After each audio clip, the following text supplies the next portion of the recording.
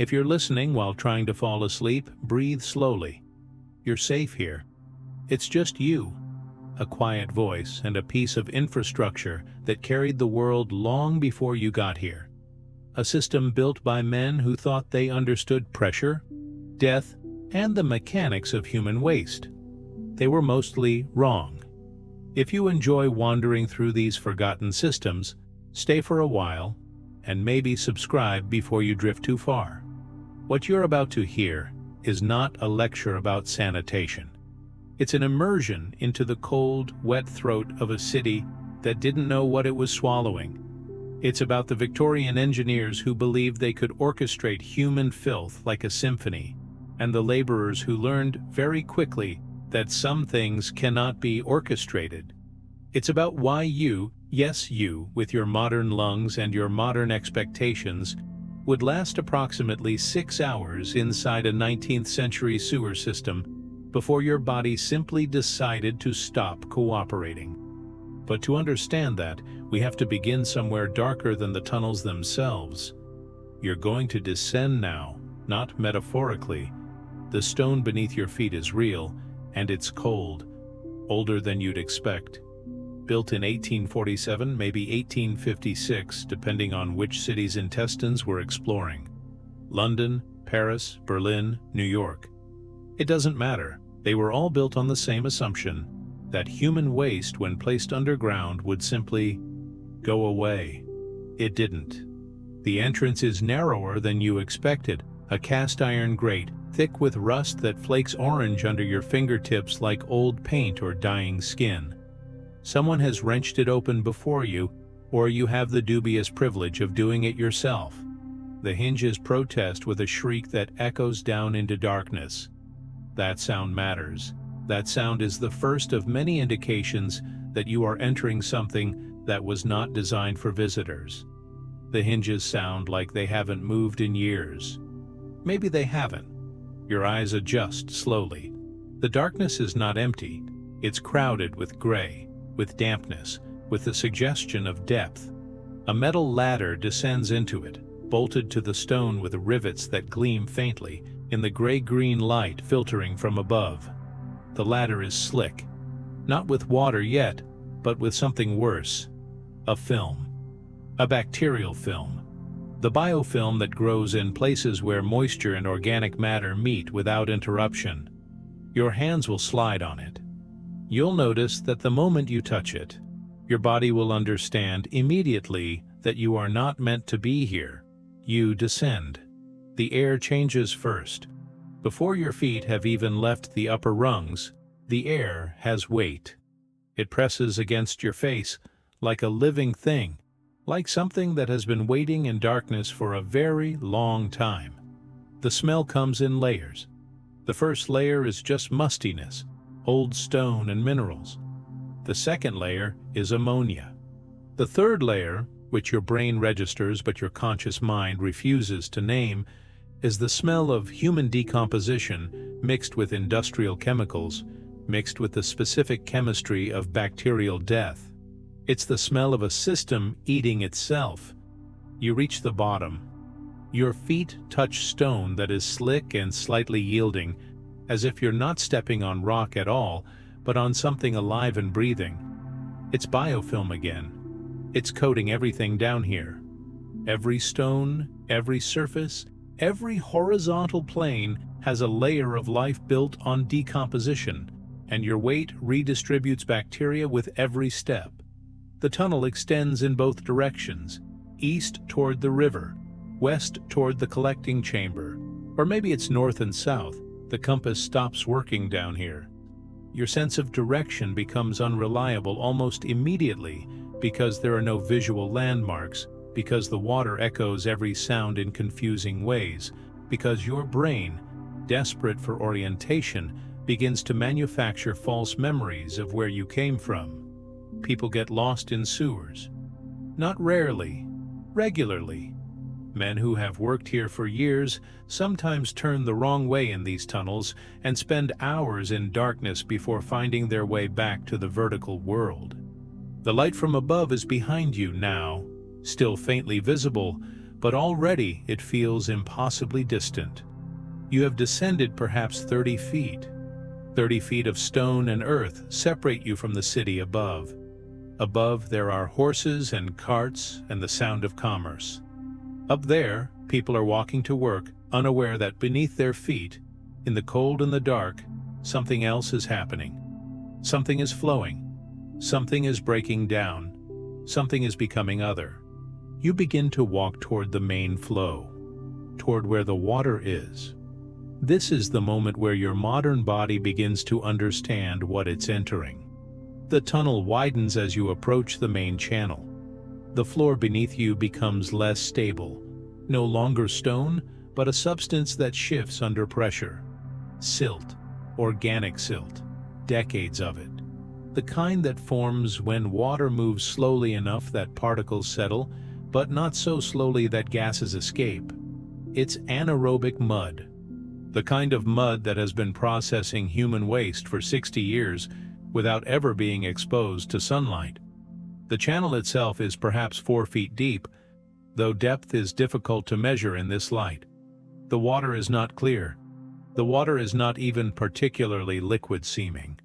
It's more a slow-moving slurry of suspended solids, fecal matter, food waste, hair, cloth, paper, and particles of things that once belonged to the bodies that inhabited the city above.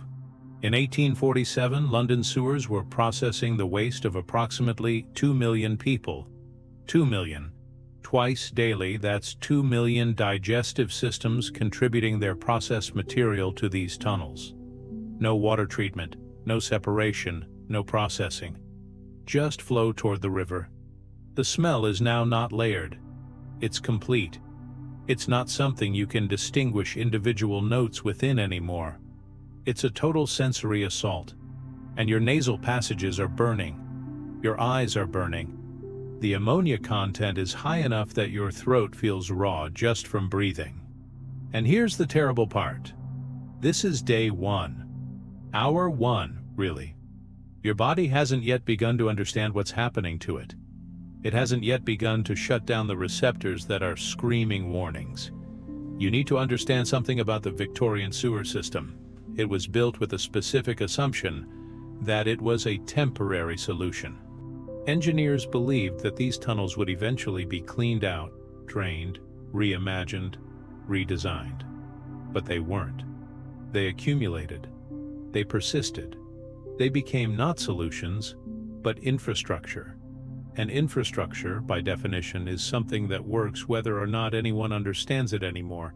The water moves despite being mostly waste because Victorian engineers designed a gradient, a slope.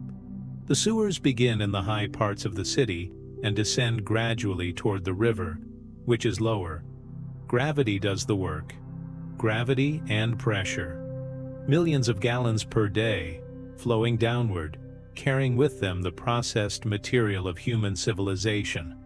And it flows slowly, very slowly, because the systems were designed to handle the theoretical maximum flow, not the actual average flow, which meant that most of the time the water was moving at a crawl, which meant that particles were settling, which meant that gases were building up. The gases, by the way, are going to kill you, not today, but eventually. They're building in the air above the water, a layer of them, sitting just at head height if you're standing in the channel. Hydrogen sulfide, methane, ammonia, carbon dioxide. The sewers are producing them constantly, as bacteria break down organic matter in the absence of oxygen.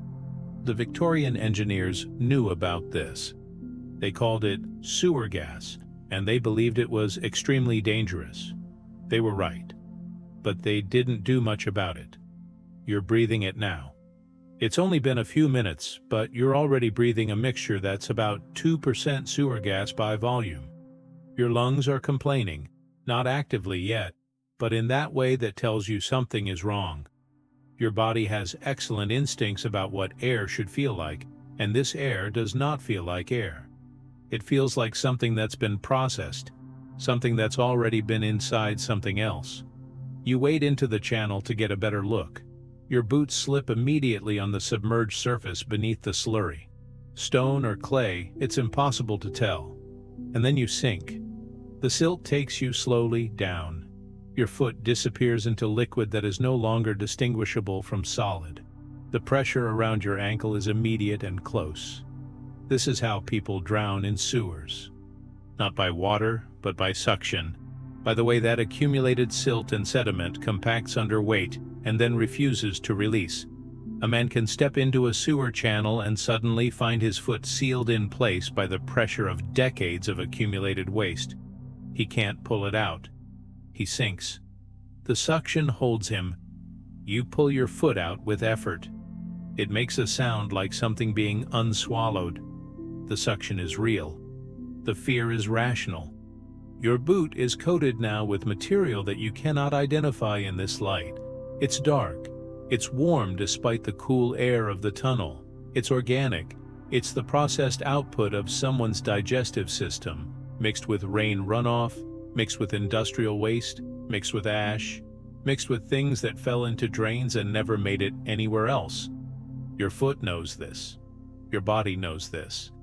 And your immune system, which is about to have a very busy day, is already registering that this is not a normal exposure. Let's talk about why you're here, because the reason matters.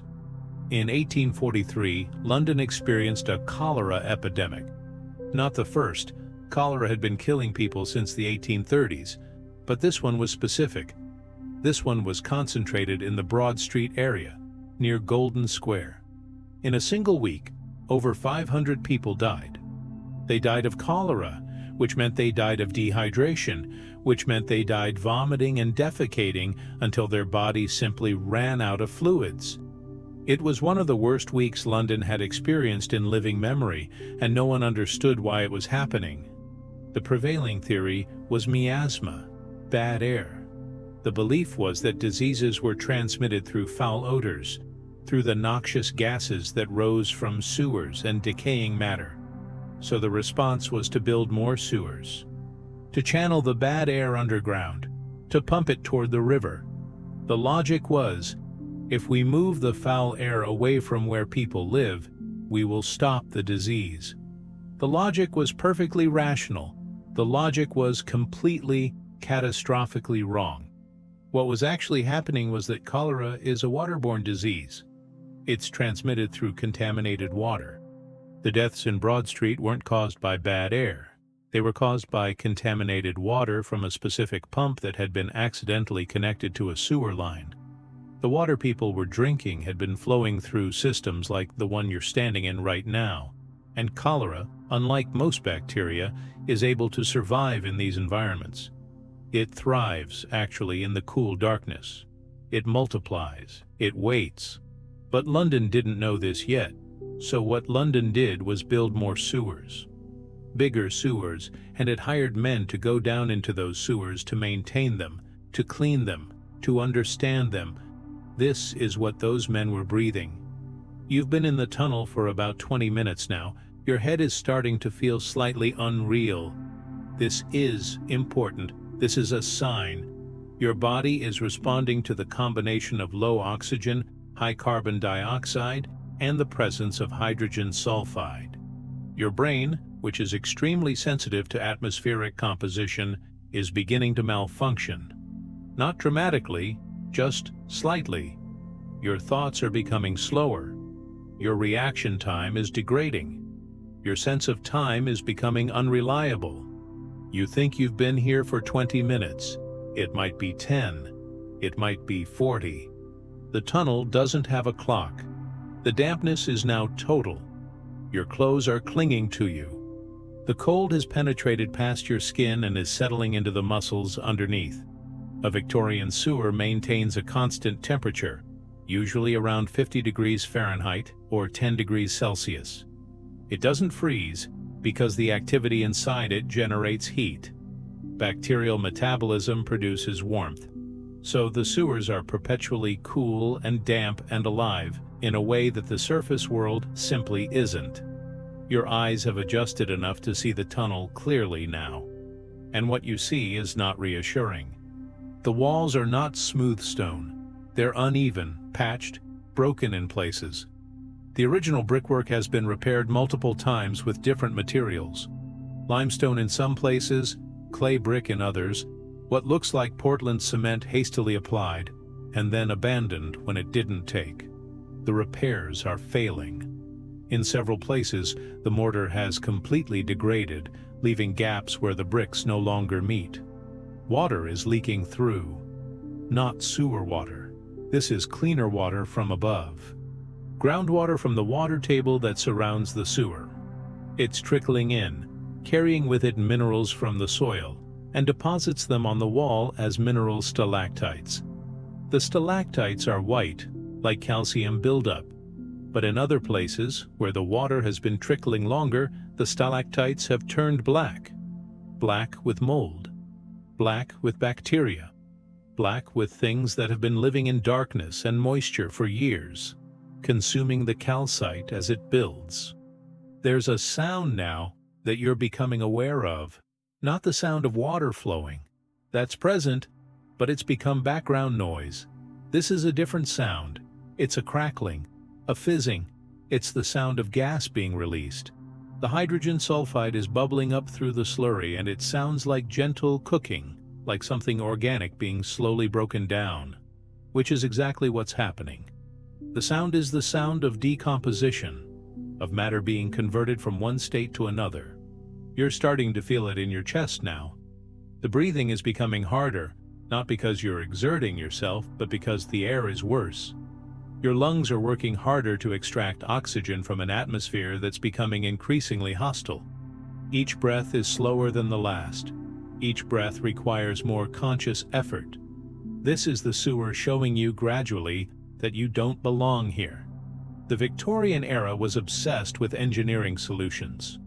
The belief was that any problem, including the problem of human waste, could be solved with enough ingenuity, enough capital, and enough brick.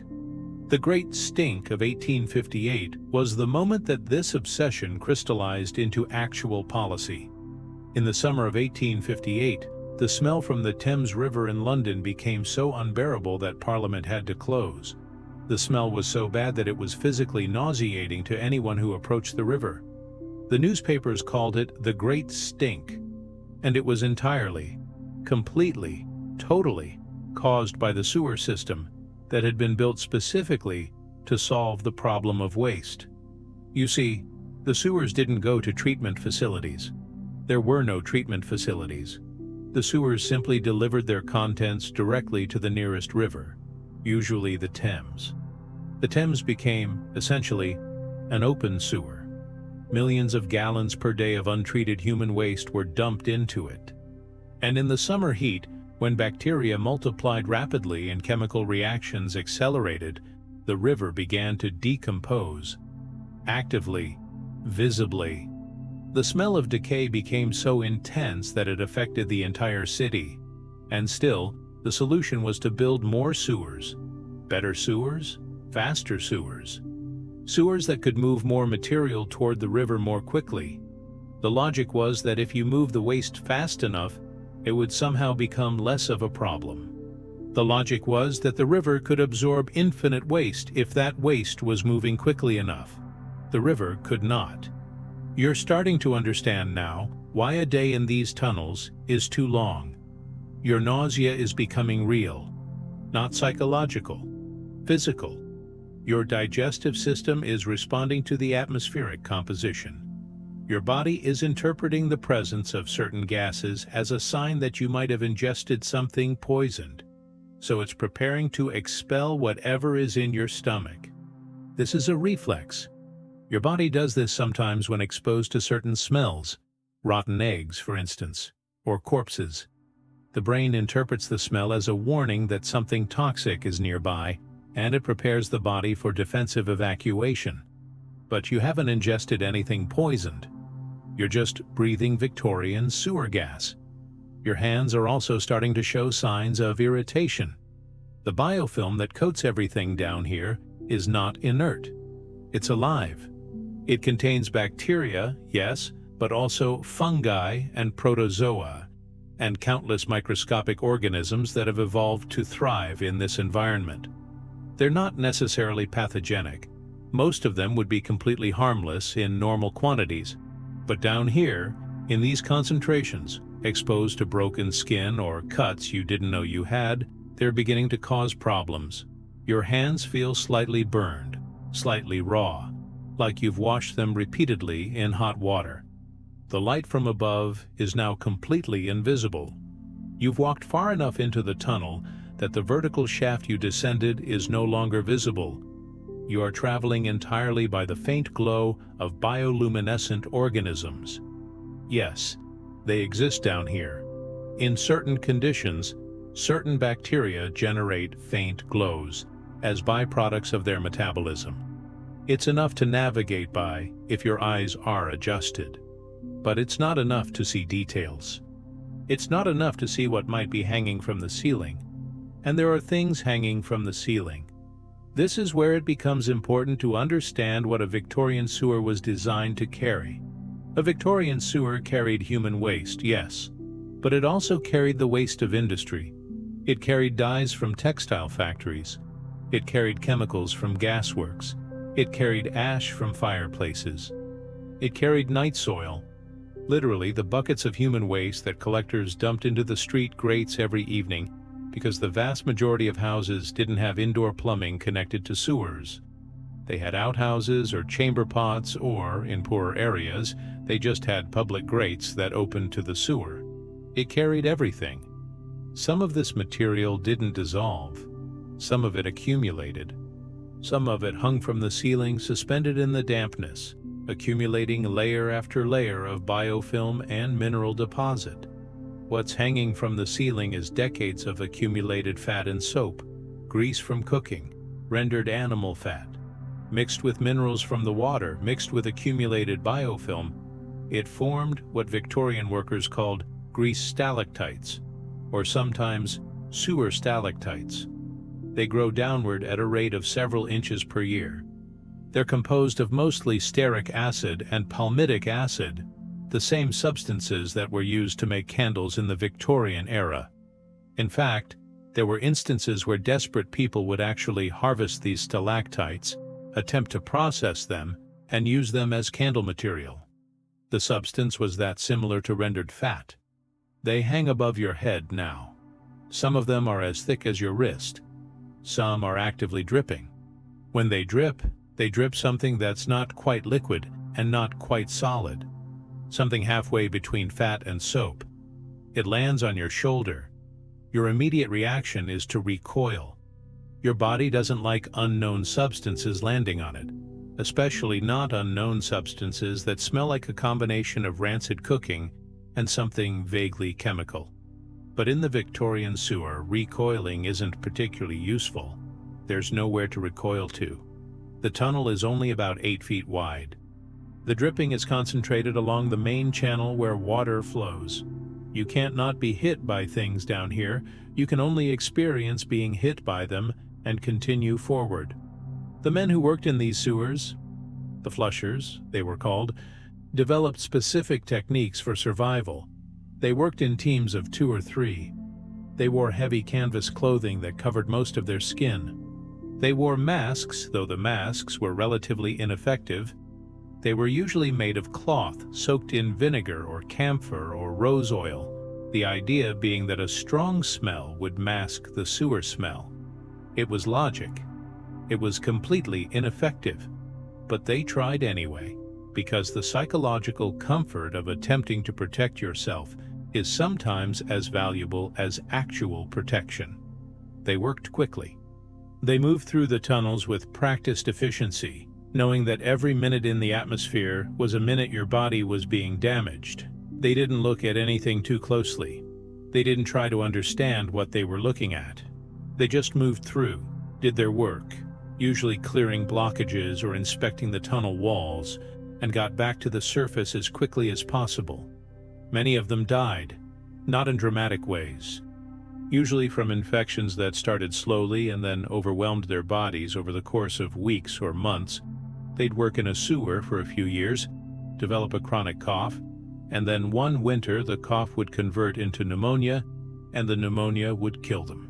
Some of them died from toxic exposures, specific incidents where sewer gas concentrations spiked high enough to cause immediate unconsciousness and death. Some of them went insane. This was documented. Men who worked in sewers for years would sometimes develop what doctors called sewer madness, a derangement that was likely caused by chronic low-level exposure to hydrogen sulfide and other neurotoxins. Some of them simply disappeared into the tunnels. They went down, and they didn't come back up. Whether they got lost, or they became incapacitated, or they simply decided to end it in the darkness rather than face the surface world again, no one ever knew. The sewers kept their secrets. You've been in the tunnel for roughly 40 minutes now, though your sense of time is increasingly unreliable. Your headache is becoming more intense. It's concentrated at the base of your skull, a dull pressure that worsens with each breath. This is likely a combination of low oxygen and elevated carbon dioxide, with some hydrogen sulfide contributing its own particular form of neurotoxin-induced pain. Your body is systematically trying to tell you to leave. It's being extremely explicit about this. But you're determined to understand what's down here. You're determined to experience it, or at least to approach that experience. The tunnel ahead is intersected by a side passage. There are dozens of these, or there are millions, depending on the city and the age of the sewer system. They're connections, basically. Lateral passages that connect different sections of the main line. They allow cleaners to access the full extent of the system. But they also create complexity. They create points of congestion. They create places where sewer gas can accumulate more intensely. The side passage is narrower, significantly narrower, maybe 4 feet wide, maybe 5 feet tall if you crouch. The water in this passage is moving faster. The slope is steeper here, which means water has less time to deposit its silt, which means the sediment on the bottom is finer and more recent. It's also more liquid-seeming, which is somehow worse than the thick slurry of the main channel. The liquid sewer material has a certain weight to it. The thinner variety moves and sloshes and creates small waves that emit particularly intense gaseous discharge. You're not going to enter the side passage. You're smart enough to know that's where people get lost. But you pause long enough to look into it, and in that pause, your nostrils are hit with a concentration of sewer gas that's significantly higher than it's been so far. The hydrogen sulfide content jumps noticeably. It smells like rotten eggs raised to an almost absurd extreme. Rotten eggs mixed with sulfur mixed with something else. Something burnt. Something chemical. Something that suggests the presence of sulfates and reactive substances. Your eyes water. Actively. Your body is generating tears specifically to wash the irritant out of your eyes. This is not a minor reaction. This is your body going into defensive mode. Let's talk about why people needed sewers in the 19th century. The answer seems obvious. Because they produced waste. But the real answer is more complicated. The Victorian era saw the rapid industrialization of cities. London's population went from about 1 million in 1800 to about 2.5 million by 1850, to about 4 million by 1880. Growth that rapid creates problems. It creates overcrowding. It creates housing that's too dense, built too quickly, with no consideration for sanitation. Before sewers, waste was handled by night soil collectors. Essentially, the waste accumulated in outhouses or chamber pots, and once or twice weekly, collectors would come around and empty them. The waste was typically dumped outside the city limits or sold to farmers as fertilizer. This system worked, barely, as long as population density remained manageable. But when population density exploded, the system collapsed. There wasn't enough space outside the city to dump all the waste. The collectors couldn't work fast enough to keep up with the volume. The solution was sewers, underground pipes and tunnels that would move the waste away from where people lived and deposit it into rivers. out of sight, out of mind. A solution that worked perfectly at moving the problem rather than solving it. But sewers required water. The waste needed to flow. So the Victorian era also saw the installation of extensive water supply systems, clean water flowing in from reservoirs and pumping stations, water for drinking, for washing, for flushing the sewers. And here's the critical problem. The water that was flowing into the city was often drawn from the same rivers that were receiving the output of the sewers. Upstream, they were dumping untreated waste. Downstream, they were drawing water for drinking. It's almost incomprehensibly stupid. Except it wasn't stupid in the moment. It was logical. It made sense given the knowledge available. The problem was that the knowledge was incomplete. No one yet understood how disease was transmitted. No one understood that a microscopic organism could survive in water and infect someone through drinking. The microbes were invisible. The connection between the sewers and the cholera outbreaks was invisible. All that was visible was the population explosion and the pressing need to move waste away from populated areas. So they built sewers. Massive, complex, interconnected systems of tunnels that represented some of the most advanced engineering of the era. And those sewers worked. They did exactly what they were designed to do. They moved waste. They moved it efficiently. They moved it downhill toward rivers exactly as gravity and engineering intended, and they killed thousands of people in the process. You're approaching something now. You can hear it before you see it. There's a rumbling sound, not the sound of flowing water. That's been present the whole time as background noise. This is something different. This is a deeper sound. This is the sound of a significant volume of water moving through a confined space.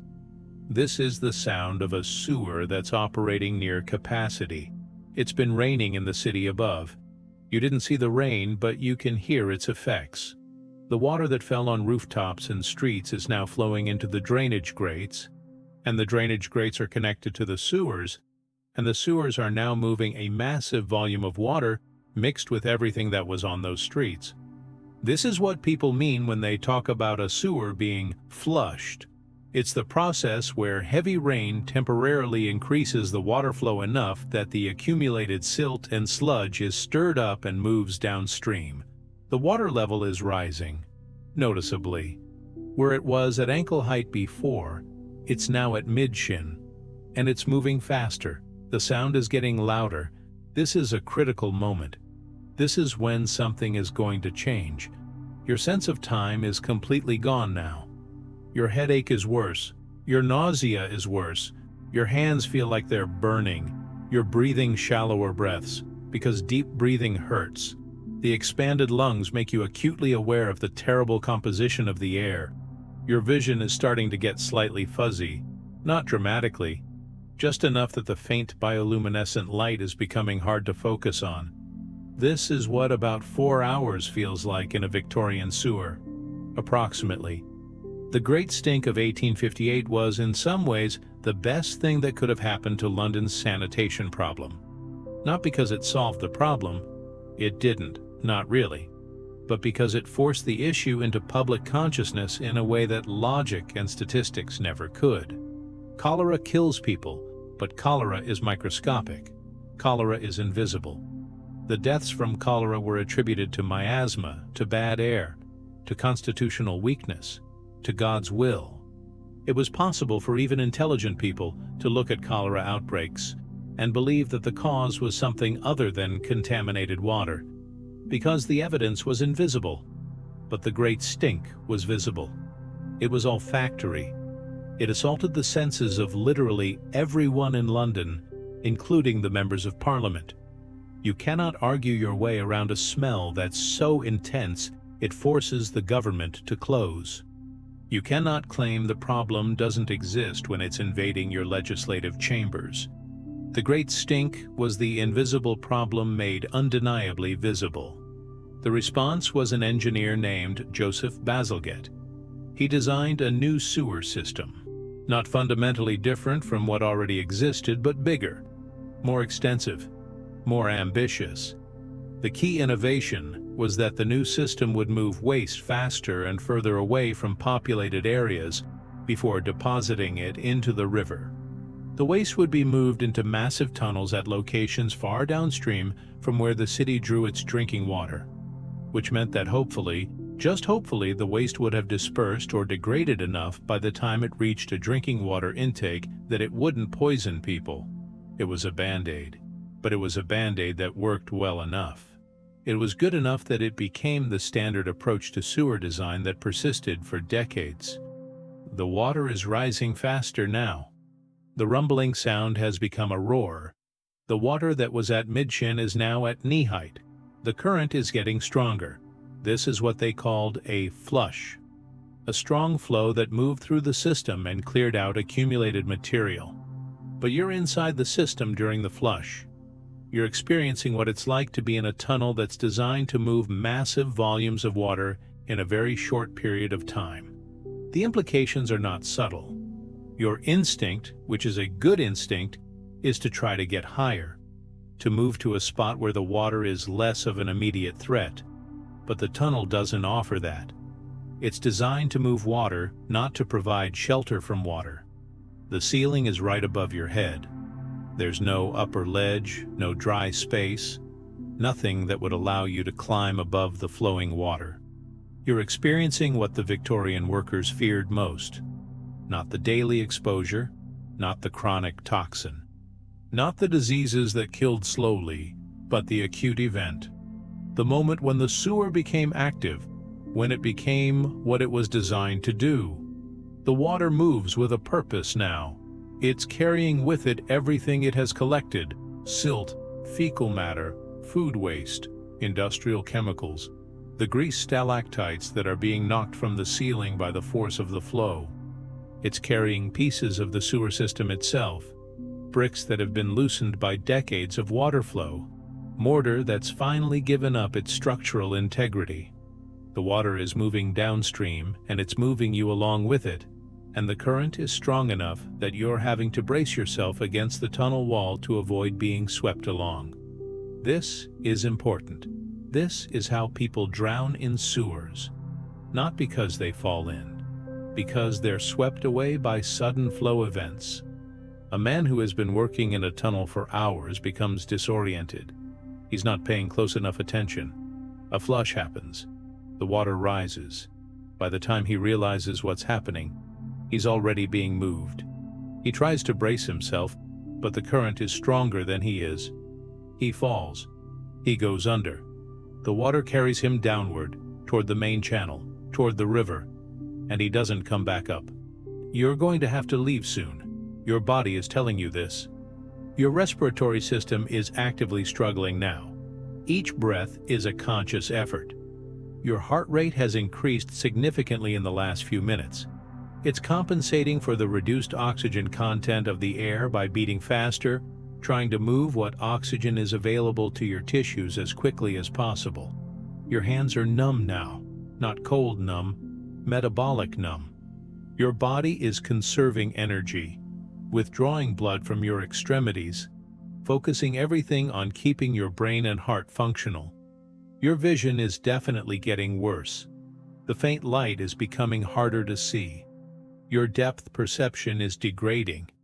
The tunnel wall is closer to you than it was. Or is it? You can't quite tell. Your brain is having trouble processing spatial information. This is what hydrogen sulfide exposure does. It's a neurotoxin. It affects the central nervous system. It makes your brain confused. How long have you been down here? You think it's been about an hour. It's probably been 4, maybe 5. Time moves differently in the dark. The water is now at waist height. The current is still strong. You're braced against the wall, but you can feel the pressure of the water, the weight of it, the way it's trying to move you along. You can also feel the temperature. The water is cold. Colder than the air, actually. It's conducted heat away from your lower body so efficiently that you're starting to shiver. Hypothermia isn't going to kill you today, but it's starting to contribute to your body's overall distress. You're also starting to feel something else. It's hard to describe. It's a sense of unreality, a dissociation from your body. This is what chronic hypoxia feels like. Your brain is not getting enough oxygen. It's starting to shut down non-essential functions. It's starting to make your sense of self feel distant. You are floating. You are watching yourself float. You are becoming disconnected from the floatingness. This is dangerous. This is how people stop trying to escape. This is how they accept the sewer. This is how they become part of it. The men who worked in the sewers of Victorian London, the flushers, the pipe cleaners, the excavators, they died with disturbing regularity. Not all of them. Some worked for years and managed to survive until old age, at which point they died of normal causes. But enough of them died from sewer-related causes that occupational mortality became a discussion point among insurance companies and city officials. The causes were various. Infections, particularly respiratory infections, and gastrointestinal infections, were extremely common. Men would develop severe pneumonia or dysentery, and it would kill them within weeks or months. Acute exposures were less common but more dramatic. A man would be overcome by a particularly high concentration of sewer gas, lose consciousness in the tunnel, and not wake up. Drowning was relatively rare but not unheard of. Structural collapse was common enough that entire teams were sometimes buried when tunnel sections gave way. But there were also the slow deaths. The men who seemed to be doing fine at first but over the course of months or years would change. They'd become irritable. They'd develop strange obsessions. They'd lose track of time. They'd become unreliable. They'd stop showing up for work. And then they'd disappear, often into psychiatric institutions, where they would spend the rest of their lives in states of varying mental disturbance. What they were experiencing, almost certainly, was chronic hydrogen sulfide exposure. Hydrogen sulfide at low concentrations causes irritability, concentration problems, depression, fatigue. At slightly higher concentrations, it causes memory problems, altered personality, cognitive decline. The workers were being slowly poisoned by their work environment, and the poisoning manifested as a change in personality and cognition. It took decades for this to be recognized. For decades, people simply assumed that men who worked in sewers were more prone to madness, because there was something about the nature of the work that was psychologically damaging. Not that the work environment itself was directly poisoning their brains. You need to leave now.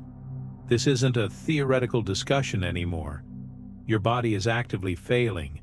Your vision is so compromised that you can barely see the tunnel wall in front of you. Your hearing is starting to become unreliable. Sounds are echoing in confusing ways, and your brain is having trouble processing them. You're shivering. Your lungs hurt. Your head hurts. Your hands hurt. Your sense of self is becoming increasingly provisional.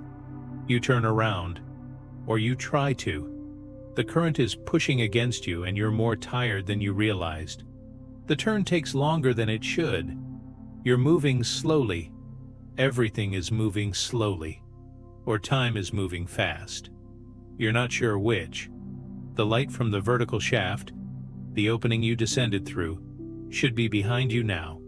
East or west, or up. Up should be obvious. But up is not obvious. The light should be obvious. But your brain is having trouble processing the concept of light. There is only gray and dark and cold and pain. You're moving, though. You're moving back towards something. The tunnel wall is next to you and you're moving along it. The water is still pushing, still cold, still moving downstream towards something you don't want to think about. How many people have died in this tunnel? Thousands, probably. Over the course of the centuries that this tunnel has existed, and it could be over a century old by now. It could be more than a century old. Thousands of people have worked here and been killed by here. Thousands of bodies have flowed through this water. Thousands of people have experienced exactly what you're experiencing, and then stopped experiencing things. The thought should be motivating. But it's not. It's just a thought. Just another piece of sensory information in an environment that's flooded with sensory information that's all equally wrong. Let's talk about what cholera actually is. Most people in the 19th century believed that cholera was a disease of miasma, of bad air. But cholera is not an airborne disease. Cholera is caused by a bacterium called Vibrio cholerae. The bacterium lives in water. It produces a toxin that affects the cells of the intestinal lining, causing massive diarrhea and vomiting, leading to rapid dehydration and death if not treated. The disease is spread through contaminated water. You drink infected water, you get cholera. You don't get it from breathing bad air. But for decades, the medical community refused to accept this. They had developed an entire worldview based on miasma theory. The idea that diseases were caused by bad smells and foul air made intuitive sense.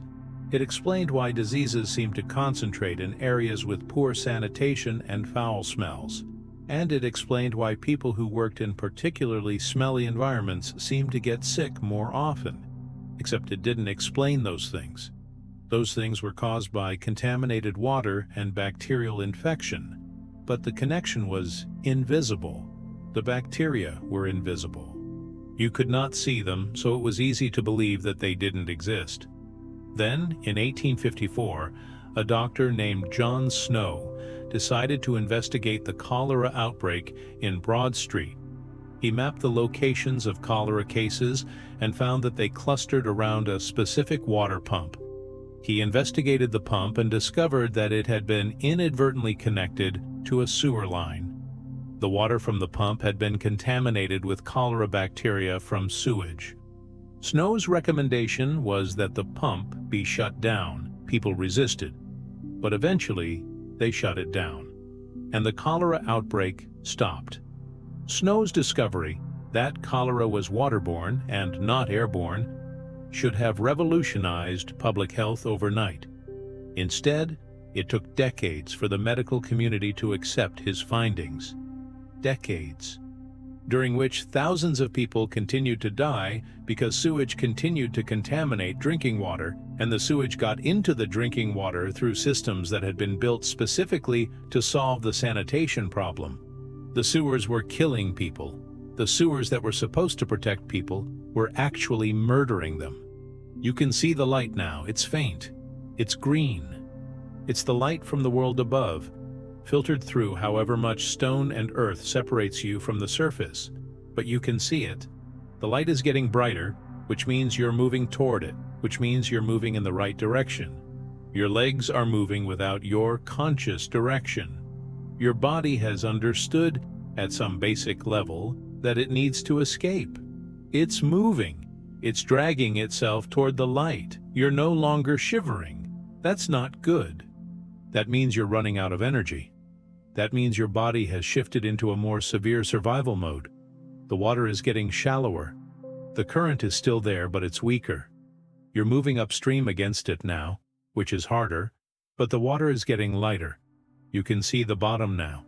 Silt and sludge, but you can see it. That's an improvement. Your lungs are burning. The burned feeling is getting worse, not better. The damage from the hydrogen sulfide exposure is accumulating. Every breath is inflaming the tissues. Every breath is making it harder to breathe the next breath. This is what acute sewer gas exposure feels like in its advanced stages. The light is brighter now, much brighter. The vertical shaft is ahead. You can see the metal ladder. You can see where you came from. The Bazalgette sewers, the major engineering project that rebuilt London's sewage system in the 1860s and 1870s, did make things better. Not perfect, better.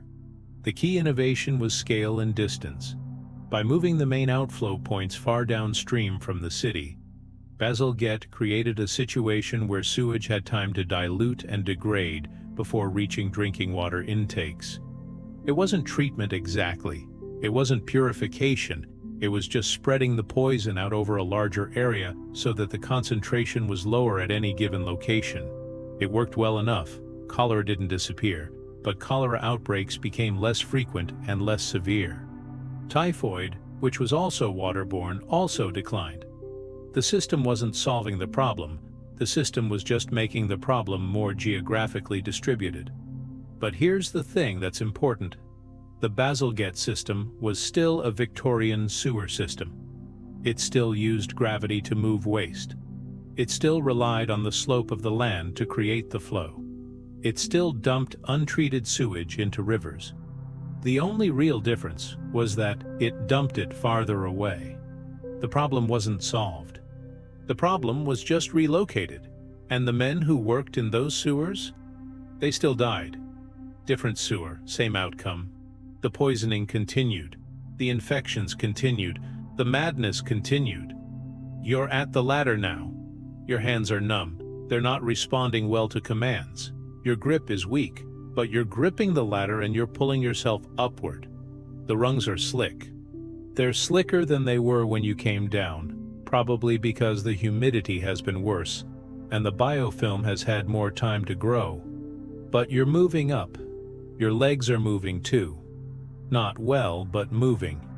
You're climbing. You're using the last of your energy reserves to climb out of the darkness toward the light. How long were you down there? It felt like minutes at first, and then hours, and then something unmeasurable. It could have been 3 hours. It could have been 6. It's impossible to know. Time doesn't work the same in the dark. Time doesn't work the same when you're slowly being poisoned. The light is almost blinding now. Your eyes, which have adjusted to the faint luminescence of the sewer, are struggling to process direct sunlight. Direct sunlight. From above. From the world that exists outside the tunnel. You pull yourself up the final rungs. Your arms are shaking. Every muscle in your body is shaking. You're not moving with any kind of grace or efficiency. You're just moving. Just ascending. Just trying to escape. And then your head breaks the surface. The air is cold and sharp. It cuts your lungs when you breathe it. Fresh air is a shock to a system that's been breathing sewer gas. The transition is almost painful. It's almost worse than the sewer air in some ways. But it's oxygen. It's actual oxygen mixed with nitrogen and carbon dioxide in the right proportions. Your vision is clearing. Not completely, but enough that you can see the world around the shaft opening. Brick, stone, the city above. The light is so bright it almost hurts. You've been in the sewer for approximately 5 hours, maybe 6. Your body is telling you it's been much longer. Your body is telling you that you've aged years in that tunnel, and you're alive. That's the thing that strikes you most forcefully. You're alive. You made it out. Most of the men who went down into those sewers at that depth, for that duration, with that lack of preparation, did not make it out. They went down, and they stayed, but you made it out. And now you understand, in a way you didn't before, why you wouldn't survive a full day. You've only been down there for 5 or 6 hours, and your body is in serious distress. Your lungs are damaged, your nervous system is compromised, your metabolic state is failing. Another 6 hours and you'd be unconscious. Another 12, and you'd be dead. The Victorian workers sometimes worked 12-hour shifts in those tunnels. 12 hours. In depths worse than where you were. In systems that were more complex, where you were more likely to get lost. In temperatures that were sometimes higher due to the biochemical heat. Some of them did this regularly. They did it because they needed the money. They did it because the only alternative was starvation. You're sitting now, on the stone around the shaft, breathing heavily, trying to get your body to understand that it's in fresh air again. Your clothes are soaked, your hands are burned, your lungs are inflamed, your head is pounding, you can barely see, you can barely hear. Your sense of time is so disrupted that you're not sure if you've been above ground for seconds or minutes. But you're thinking now. Your brain, now that it has access to marginally better air, is starting to process information again. Your brain is starting to form thoughts that extend beyond immediate survival. The men who worked in those sewers were not exceptional. They were not superhumanly resistant to toxins. They were just men. They were desperate men who needed work. Men who had no choice. Men who inhaled what you just inhaled, but day after day, year after year, their bodies slowly filling with scar tissue in the lungs, their nervous systems slowly being poisoned, their minds slowly fragmenting. And the cities that employed them knew this. The city officials, the engineers, the employers, they knew that the work was killing the men. They knew because workers died. They knew because the workers reported being sick. They knew because it was visible. And they continued to employ men anyway because the sewers needed to be maintained. The waste needed to move. Someone had to go down there. Let's talk about why the Victorian sewer system persisted despite being a public health disaster. The answer is surprisingly simple. It was better than the alternative. Before the sewers, waste accumulated in outhouses and chamber pots in people's homes. In dense urban environments, this led to contamination of water sources, which led to disease. The sewers moved the waste away from where people lived, which reduced the immediate contamination. Yes, it contaminated the rivers.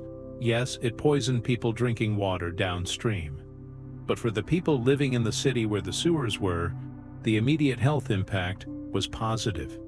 It was a classic case of externalizing costs. The cities that built sewers improved their own public health by worsening the public health of cities and communities downstream. London improved by poisoning the Thames. Paris improved by poisoning the Seine. New York improved by poisoning the Hudson. The waste was moved away, which was the only thing that mattered to the policymakers. And the men who worked in the sewers? They were even more external. They were completely outside the benefit calculation. The sewers made the cities healthier. The sewers made the workers sick and dead. That was simply accepted as part of the process. You're breathing more normally now. Your heart rate is still elevated. Your lungs still hurt. Your hands still burn. But the immediate crisis is past. Your body is recovering. Not quickly, but recovering. The damage that's been done will take weeks to fully manifest. You'll probably develop a respiratory infection within a few days. You might have something more serious, actual sewer fever, which was a real diagnosis in the Victorian era, characterized by high fever, chills, and severe systemic infection. But right now, you're alive, and you're conscious, and you're on the surface. Below you, in the tunnel, the sewage continues to flow. It flows downward, gravity pulling it toward the main channel, toward the river, toward wherever sewage ultimately goes. The flow is now slowing because the storm that created the flush is subsiding. But the baseline flow continues, constant, relentless. The waste of a city, moving through tunnels in the dark, headed toward dilution and dispersal. The Victorian sewer system was replaced eventually. Not immediately, not completely. But as the 20th century progressed, cities began to develop treatment systems, sewage treatment plants, facilities where the waste was treated before being released into rivers. The concept was simple but revolutionary. Instead of moving waste directly from houses to rivers, move it to a facility where it's processed, where pathogens are killed, where solids are separated from liquids, where the water is clean to the point where it can be safely returned to the environment. It's still not perfect. Modern sewage treatment plants are incredibly complex and still leak pathogens into water sources during heavy rainfall. But they're better than dumping raw sewage directly into rivers. They're better than what the Victorians did. And the men who work in modern sewage treatment plants are safer. They don't descend into dark tunnels filled with sewer gas.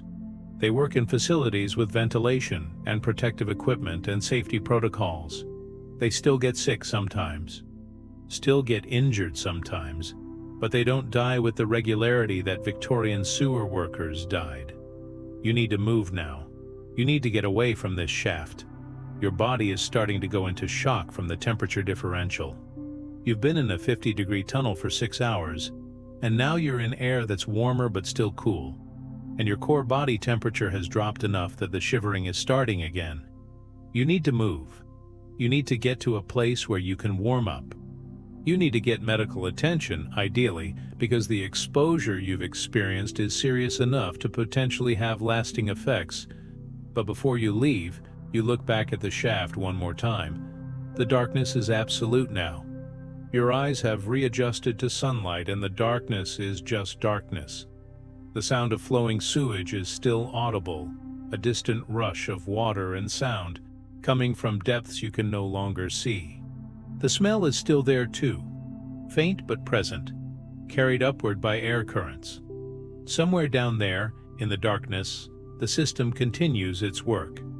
The infrastructure does what it was designed to do. It moves waste. It processes the output of a city.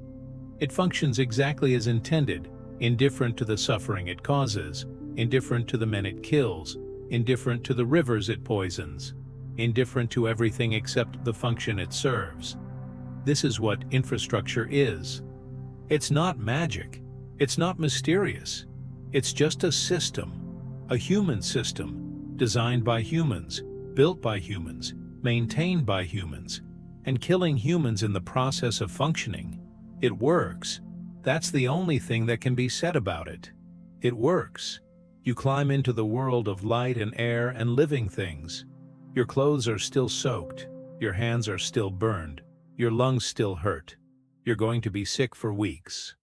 You're going to have nightmares about dark water and biofilm and pressure and the sensation of poison in your lungs. You're going to avoid sewers for the rest of your life. But you're alive, and you've experienced something that most people never experience.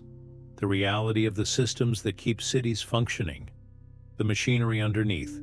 The infrastructure that's working in the dark. Moving the waste that keeps cities alive and also killing the men who maintain it. You'll never look at a street grate the same way again. You'll never walk over a sewer line without thinking about what's underneath.